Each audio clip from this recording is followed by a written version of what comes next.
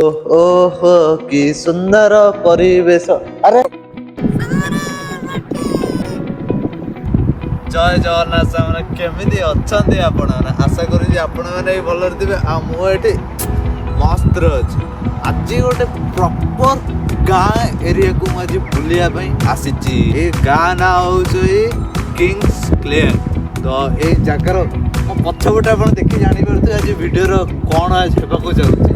ତ ଆଜିର ଭିଡ଼ିଓ ଆପଣ ଦେଖିବାକୁ ଚାହୁଁଛନ୍ତି, ଆଜିର ଭିଡ଼ିଓ ବହୁତ ମଜାଦାର ଅଛି। ଦେଖନ୍ତୁ, ଚ୍ୟାନେଲରେ କଣ୍ଟିନ୍ୟୁ କରନ୍ତୁ। ଆସନ୍ତୁ ଯିବା, ଆପଣଙ୍କୁ ମୁଁ କିଙ୍ଗସ୍ କ୍ଲେୟର ଗାଁ ବିଷୟରେ କହିବି କିଛି ଆଉ ଦେଖେଇବି ବି କିଛି।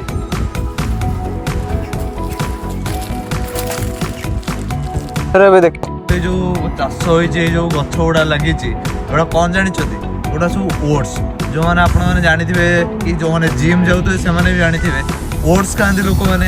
ଆମର ସବୁଠି ବିକ୍ରି ହୁଏ ଓଟ୍ସ। ତ ଲୋକମାନେ ଯାଆନ୍ତି ଯେଉଁ ଜିମ୍ ମାନେ ବଡି ବନେଇବା ପାଇଁ, ସେମାନେ ଓଟ୍ସ ବଗେରା ଖାଆନ୍ତି। ତାଙ୍କର ବହୁତ ବଡ଼ ଏରିଆରେ ଦେଖୁଛନ୍ତି ଓଟ୍ସ ଚାଷ ସବୁ ହେଉଛି। ଏ ଦେଖିପାରୁଥିବେ ମୋ ପଛରେ ବହୁତ ବଡ଼ ଏରିଆ। ସେପଟୁ ଆହୁରି ସେପଟୁ ଓଟ୍ସ ଚାଷ ସବୁ ହେଇଛି।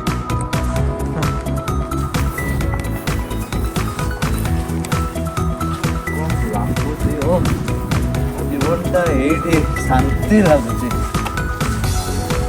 କେହି ନାହିଁ ପାଖରେ, କି ଗାଁ, ପ୍ରକୃତିର ସୌନ୍ଦର୍ଯ୍ୟ, ତା ସହିତ ପ୍ରକୃତିର ଯୋଉ ସ୍ମେଲଟା ଆସୁଛି, ମଜା ଆସିଯାଉଛି।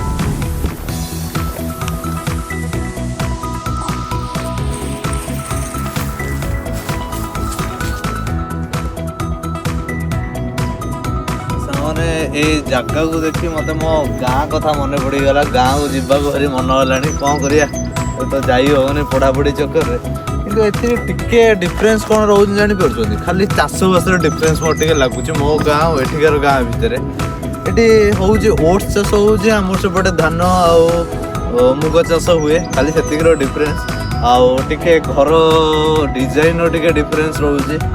ଆଉ ଗୋଟେ କଥା, ସତ କଥା, ଏଇଟା ସତ କହିବାକୁ ଗଲେ ସଫା ସୁତୁରା। ଆଉ ଏଥିରେ ଏଇଟା ହେଉଛି ନିରାଟ ସତ୍ୟ। ଆମେ ଆମ ଜାଗାକୁ ସଫା ରଖୁନେ, କିନ୍ତୁ ଗୋରା ଲୋକମାନେ କି କହିବାକୁ ଗଲେ ଇଂଲିଶ ଲୋକମାନେ, ଏମାନେ ତାଙ୍କ ଜାଗାକୁ, ତାଙ୍କ ଦେଶ, ତାଙ୍କ ରାଜ୍ୟକୁ ସଫା ସୁତୁରା ରଖୁଛନ୍ତି। ଏଗୁଡ଼ାକ ଆମମାନଙ୍କୁ ଶିଖିବା ବହୁତ ଜରୁରୀ।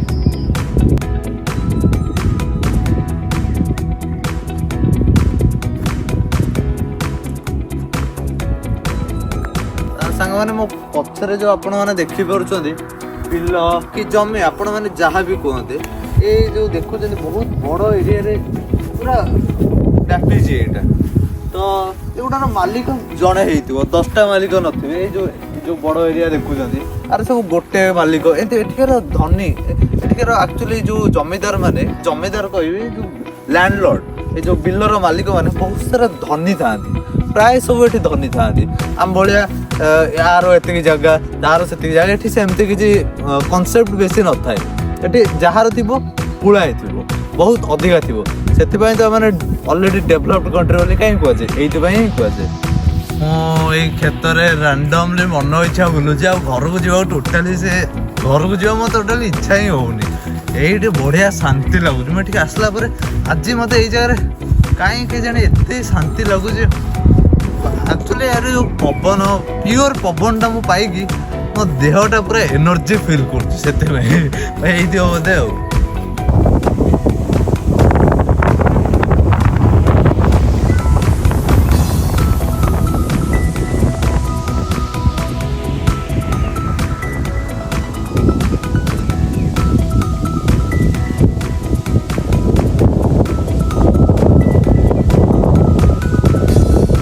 ପୁରା ଫ୍ରେଶ ଏୟାର ଏଠି ମିଳିବାକୁ ମିଳୁଛି, ପୁରା ଫ୍ରେଶ ଅକ୍ସିଜେନ୍। ଏଇଟା ପୁରା ଦେହ ମନ ହୃଦୟ ସବୁ ଏଥିରେ ଶାନ୍ତି ପାଇଗଲା। ମାନେ ଆଜି ଆକ୍ଚୁଆଲି ମୋ ଭଉଣୀ ଆଉ ଭିଣେଇଙ୍କ ସହିତ ଟିକେ ଫ୍ୟାମିଲି ଡିନର କରିବାକୁ। ଆଜି ଯେହେତୁ ସଣ୍ଡେଟା, ସେଥିପାଇଁ ଭାବିଲୁ ସନ୍ଧ୍ୟାବେଳେ ଟିକେ ଯିବୁ, ଟିକେ କ'ଣ ଟିକେ ଖିଆପିଆ କରିବା। ତ ଟିକେ କଥାବାର୍ତ୍ତା ହେବା ସମୟ ମିଳୁନି ଯିଏ ଯାହା କାମରେ ସପ୍ତାହ ଯାକ ଯାଉଛନ୍ତି। ତ ଆଜି ବଢ଼ିଆ ଦିନଟା ଥିଲା। ଏବେ ଆସି ବାଜିଲାଣି 7:15। ଏଠି ଟିକେ ସନ୍ଧ୍ୟାଟା ଟିକେ ରାତି 9 ବାଜିଲେ ଏଠି ରାତି ହେବ, ସୂର୍ଯ୍ୟ ଡୁବିବ। ତ ସେଥିପାଇଁ ପଳେଇ ଆସିଲୁ।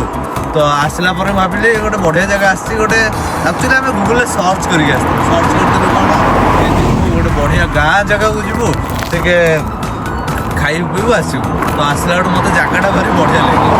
କହିଲେ ଅଛି ଟିକେ ବଢ଼ିଆ ଜାଗାଟା ଅଛି, ତାମାନେ ଆପଣମାନଙ୍କୁ ମୋ ସବସ୍କ୍ରାଇବର ମାନଙ୍କୁ ତ ଆପଣମାନଙ୍କୁ ଟିକେ ଦେଖେଇଦେବି ଗୋଟେ ବଢ଼ିଆ ସୁନ୍ଦର ଗାଁଟେ। ତ ଦେଖେଇଲି ଆପଣମାନଙ୍କୁ। ଏବେ ଭୋକ ଲାଗିଲାଣି ମୋତେ। ତ ଏବେ ଯାଉଛୁ ଆମେ ଗୋଟେ ପବ୍, ଯେଉଁଟାକି ଆପଣମାନେ ଏମିତି ଜାଣିଥିବେ ମୁଁ ମୋ ଭିଡ଼ିଓରେ ଆପଣମାନଙ୍କୁ ସବୁ ଇତିହାସ ବିଷୟରେ, ଏରିଆର ଇତିହାସ ବିଷୟରେ ଯେମିତି କହେ। ତ ଆଜି ଏବେ ଗୋଟେ ଯାଉଛୁ ଗୋଟେ 200 ବର୍ଷ ପୁରୁଣା ପବ୍। ତ ଚାଲନ୍ତୁ ଯିବା, କ'ଣ ଖାଉଛୁ ଆମେ ସେଠି, ଆଉ ସେ ପବ୍ର କିଛି ଭ୍ୟୁଜ୍ ଆପଣମାନଙ୍କୁ ଦେଖିବେ। ଯିବା।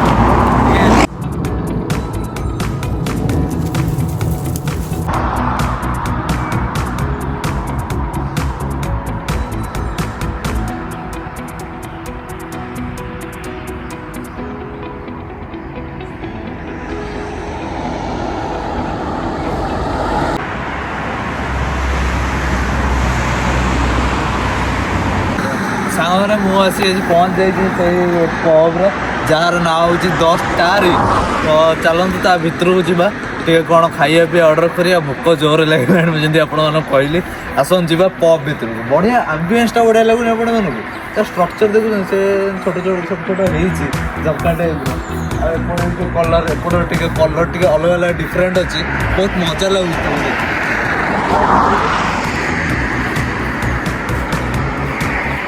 ଦେଖନ୍ତୁ ଲେଖା ହେଇଛି audio books and pause welcome. ଚାଲନ୍ତୁ।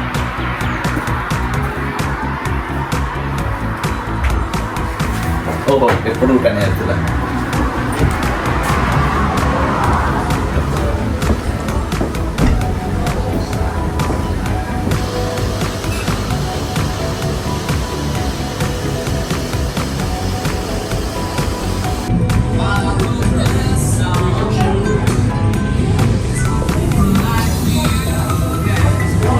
ଗୁଡ଼ା ଯେଉଁ ବିମ୍ ଗୁଡ଼ା ଅଛି ପୁରା ସବୁ କାଠରେ ବନା ହେଇଛି। କାହିଁକିନା ଏଗୁଡ଼ା ସବୁ 200 ବର୍ଷ ପୁରୁଣା ପବ୍। ଆଉ ଆଗରୁ ଲୋକମାନେ ଏଠି ଯେଉଁମାନେ ଘର କରୁଥିଲେ ସେମାନେ ଏମିତି କାଠରେ ବନଉଥିଲେ। ତ ଏବେ ଆପଣଙ୍କୁ ଆଉ ଗୋଟେ ବଢ଼ିଆ ଜିନିଷଟେ ଦେଖାଉଛି। ଏଠି ଦେଖନ୍ତୁ, ଏଠି ନିଆଁ ଲଗାଇବା ପାଇଁ କିଛି ଅଛି। ତ ଆଗରୁ ଥଣ୍ଡା ଏରିଆଟା ନା, ତ ଲୋକମାନେ ଏଠି ନିଆଁ ଲଗାଉଥିଲେ, ଧୂଆଁଟା ସେ ବାହାରେ ବାହାରୁଥିଲା। ଆଉ ଏଠି କୁସୁମଟା ଲୋକମାନେ ବସିକି ନେଉଥିଲେ। କିନ୍ତୁ ଏବେ ତ ହିଟର ଆସିଗଲାଣି ଆଉ। ତ ସେଥିପାଇଁ ଆପଣ ଜଳଉନାହାନ୍ତି, ଆପଣ ଏମାନେ ନଷ୍ଟ ବି କରୁନାହାନ୍ତି। ଗୋଟେ ଭିଣ୍ଟେଜ୍ ବାଇକ୍ ଦେଉଛି ବୋଲି ଏଟାକୁ ସୁରକ୍ଷିତ କରି ଆମେ ରଖିଛନ୍ତି, ଯେଉଁଟା ଦେଖି ଖୁସି ଲାଗିଲା। ମୁଁ ଗୋଟେ ବଢ଼ିଆ ଜାଗାରେ ଆସି ବସିଯାଇଛି। ଦେଖିପାରୁଥିବେ ଫଟୋ ଲାଗିଛି, ବଢ଼ିଆ ଫଟୋ ସବୁ ଲାଗିଛି। ଭୋକ ଲାଗିଲାଣି, ଚାଲନ୍ତୁ କିଛି କ'ଣ ଦୁଇଟା ଖାଇବା ଟିକେ ଅର୍ଡ଼ର କରିଦେବା। ତ ଖାଇଦେଇ ତାପରେ ଆମେ ଆମ ଘରକୁ ପ୍ରସ୍ଥାନ କରିବା। ଆଉ ଆସିଗଲା ଇଏଟା, ମେନୁଟା ଦେଖିଦେବା। Thank you. ତ ଏଠି ଆସିଯାଇଛି 10 ଷ୍ଟାର୍ ଲେଖା ହେଇଛି, ଆପଣମାନେ ଦେଖିପାରୁଥିବେ। ଦେଖିବା ମୁଁ କ'ଣ ମଗାଉଛି, ଆପଣମାନଙ୍କୁ ସେୟାର କରି ଦେଖେଇବି ଆଜି। ଆଜି ଆମର ଫାଷ୍ଟ ଡ୍ରିଙ୍କ ଆସିଗଲା। ଏଇ ଦେଖିପାରୁଥିବେ, ହେଲେ ଆପଣ ଦେଖାଯାଉଛି ନା, ଏଇଟାକୁ କହନ୍ତି ପନ୍ଷ୍ଟର ମାର୍ଟିନି, ଆଉ ଏଇଟାକୁ କହନ୍ତି ପସେକୋ। ଏଇଟା କହିବାକୁ ଗଲେ ଏଇଟା ୱାଇନ୍ କହିବାକୁ ଗଲେ ଠିକ୍ ହେବ। ଆଉ ଏଇଟା ଗୋଟେ ଆସିଛି ରାସ୍ପବେରୀ, ତ ଆ ଉପରେ ପକା ହେଇଛି। ତ ଏଇଟାକୁ ଆ ସହିତ ମିଶା ହେବ। ଚାଲନ୍ତୁ ସାଙ୍ଗମାନେ ପସେକୋଟାକୁ ୱାଇନ୍ଟାକୁ ଏଥିରେ ମିଶେଇ ଦେଲି। ଟୋପିନା ଢାଳିଗଲା, ଛାଡ଼ନ୍ତୁ। ଚାଲନ୍ତୁ ଫାଷ୍ଟ ଡ୍ରିଙ୍କ ଆଜିର ଆପଣମାନଙ୍କ ସହିତ ଚେସ୍।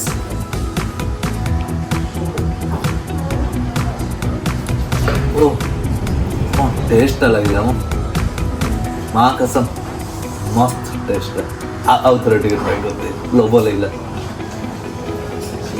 ଆଉ ଗୋଟେ ମାର୍ଟିନି ଅର୍ଡର କରିଦେଲି ବଢିଆ ଲାଗିଲା ବୋଲି ଏଇଟା ବିୟରଟା ଆସିଯାଇଛି ଏଇଟା କଣ ଦେଖିକି ଜାଣିପାରୁଛନ୍ତି ଏଇଟା ସବୁ ବଏଲ୍ଡ ଭେଜିଟେବୁଲ ଅଛି ଆଉ ଏଠି ଗୋଟେ ମିଟ୍ ଅଛି ଲ୍ୟାମ୍ବ ମିଟ୍ ଟେନସନ୍ ନିଅନ୍ତୁନି ମୁଁ ଏଠି ବିଫ୍ ଖାଉନି ବାପରେ ଏଗୁଡ଼ା ହବନି ତ ଏଇଟା ଗୋଟେ ଫିସ୍ର ଗୋଟେ ଆଇଟମ୍ ଏଗୁଡ଼ା ଏଠି ସଣ୍ଡେରେ ଲୋକମାନେ ତାଙ୍କ ଘରେ ଏମିତି ବଏଲ୍ଡ ଆଇଟମ୍ ବଗେରା ବନାନ୍ତି ନହେଲେ ଏମିତି ପପ୍ ବଗେରା ଆସି ବିୟର ଗୋଟେ ସହିତ ଏମିତି ବଏଲ୍ଡ ଭେଜିଟେବୁଲ ଖାଆନ୍ତି ଆଉ ଏଗୁଡ଼ା ଏଠିକାର କଲଚର ଗୋଟେ ଆଉ ଖରାପ ବୋଲି ଭାବନ୍ତୁନି ଏଇଟା ଆଙ୍କର ଏଠିକାର କଲଚର ଆମର ଏମିତି କଲଚର ଅଛି ଅଲଗା ଟାଇପ୍ର ଆଙ୍କର ବି ଏମିତି ଟାଇପ୍ର କଲଚର ଆଉ ଏଗୁଡ଼ା ବହୁତ ହେଲ୍ଦି ଖାଇବା ବଡି ପାଇଁ ବହୁତ ଭଲ ଏଗୁଡ଼ା ଆପଣମାନଙ୍କର ଫ୍ୟାଟ୍ ଇନକ୍ରିଜ୍ କରିବନି ବଡିକୁ ସ୍ଲିମ୍ ଫିଟ୍ ମସ୍ତ ଫିଗର ରଖିବ ସେଥିପାଇଁ ଆପଣ ତ ଦେଖିଥିବେ ଗୋରା ମାନେ ଯେତିକି ପ୍ରାୟ ଆପଣ ମୋ ଭିଡ଼ିଓରେ ଦେଖନ୍ତୁ କି ଆଉ କାହା ଭିଡ଼ିଓରେ ବି ଦେଖନ୍ତୁ ଗୋରା ମାନେ ସବୁବେଳେ ସେକ୍ସି ଫିଟ୍ ପୁରା ହାଇଟ୍ ଟଲ୍ ହାଇଟ୍ ବଡି ପୁରା ଫିଟ୍ ସ୍ଲିମ୍ ଫିଗର ମସ୍ତ ଦେଖାନ୍ତି এইଭଳିଆ ଖାଇବା ଖାଆନ୍ତି ବୋଲି ସେମାନେ ସବୁବେଳେ ଫିଟ୍ ରୁହନ୍ତି ଆମ ଭଳିଆ ନୁହଁ ଖାଲି ଠୁସିଯିବେ ପେଟ ଗୋଟେ ଏଡ଼ ବଡ଼ କରିକି ବସିବେ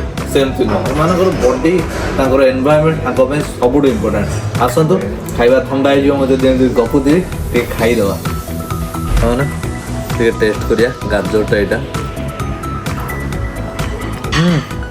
ବଢ଼ିଆ ହେଇଯିବ ହେଲ୍ଦି ଫୁଡ୍ ଆଉ ଏଇଟା ମିଟ୍ଟା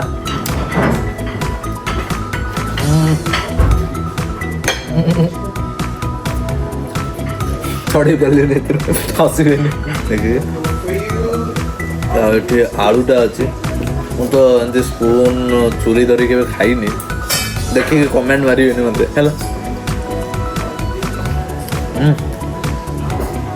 ବଢ଼ିଆ ପରଦେଶକୁ ଅଛି ତାଙ୍କର ଖାଦ୍ୟ ଖାଇବା ତାର ଗୋଟେ ମଜା ଅଲଗା ଆମେ ତ ଘରେ ନିଜ ଖାଦ୍ୟ ବନେଇ ଭାତ ଡାଲି ପଖାଳ ଏଗୁଡ଼ା ସବୁ ବନେଇ ଖାଉଛୁ ନହେଲେ ଯେତେବେଳେ ବାହାରକୁ ଯାଏ ସେ ତାଙ୍କ ଖାଇବାକୁ ଟ୍ରାଏ କରେ ତ ଭଲ ଲାଗେ ତ ଆମେ ବିୟରଟାକୁ ଖାଇବା ସହିତ ଶୋଷ ଲାଗିଲାଣି ପାଣି ପିଅନ୍ତି ମାନେ ବିୟରଟାକୁ ଟିକେ ପିଇ ଦିଅନ୍ତି